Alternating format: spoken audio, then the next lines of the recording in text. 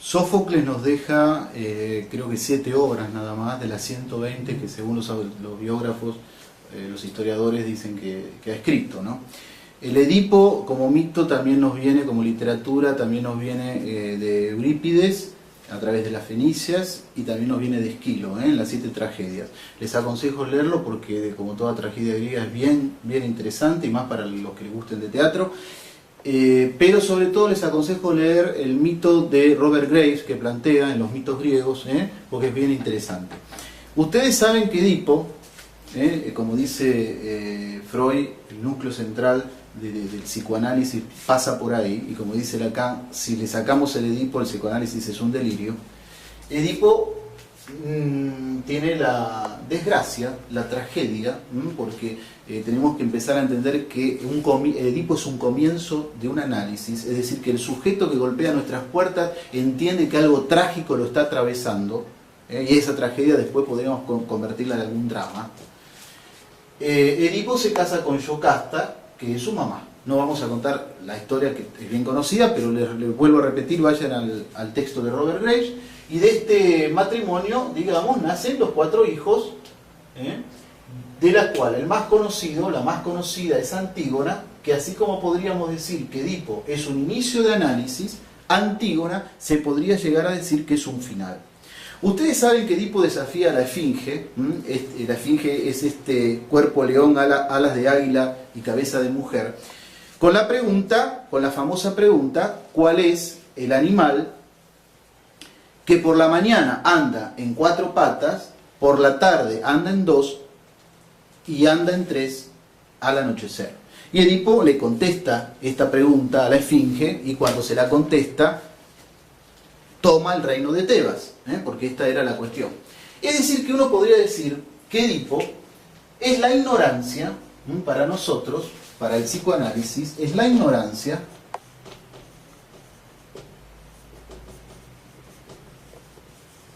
que pretende saber sobre el deseo. Lo definimos así un poco porque, por eso digo que es quizás un comienzo de un análisis, porque el síntoma neurótico lo podríamos escribir como un saber y por abajo algo en el orden sexual. ¿Qué pasa? Edipo lo que nos va a enseñar, lo que nos va a señalizar, es que la madre es un lugar necesario, pero prohibido. Es un lugar de conflicto.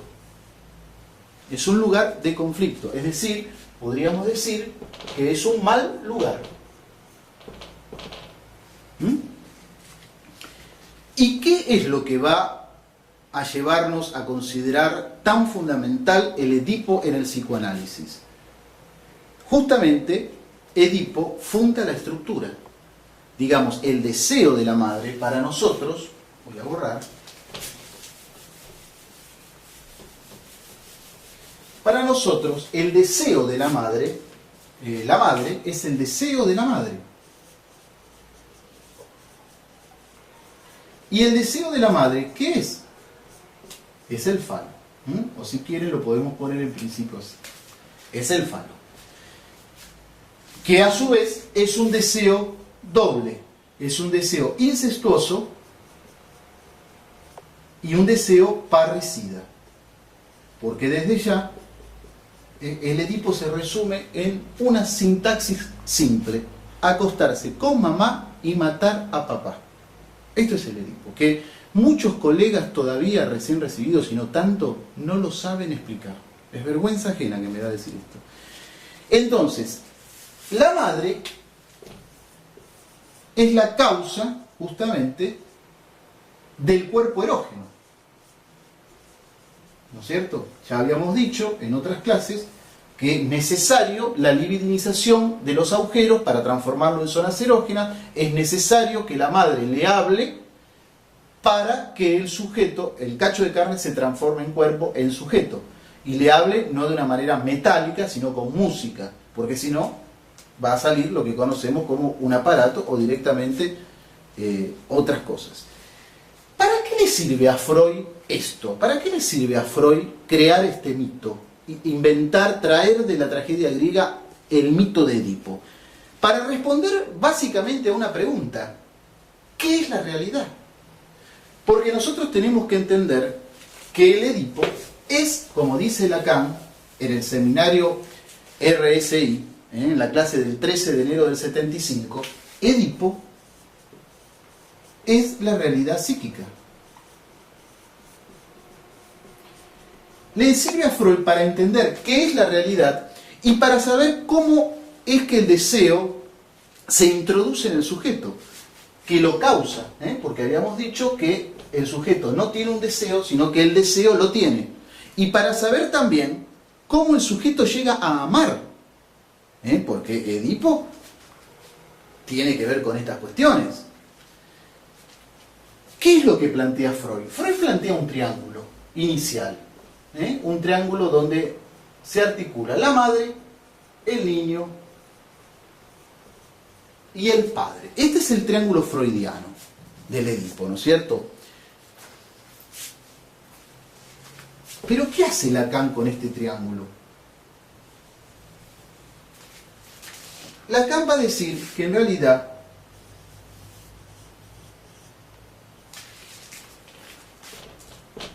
hay algo en común entre el niño y la madre. ¿Y qué tienen en común la madre y el niño? Un deseo, dice Lacan. Y lo nombra, lo bautiza falo, fi, el significante del deseo. Esto es lo que dice Lacan. Cambia un poco el triángulo. El padre va a aparecer como cuarto elemento.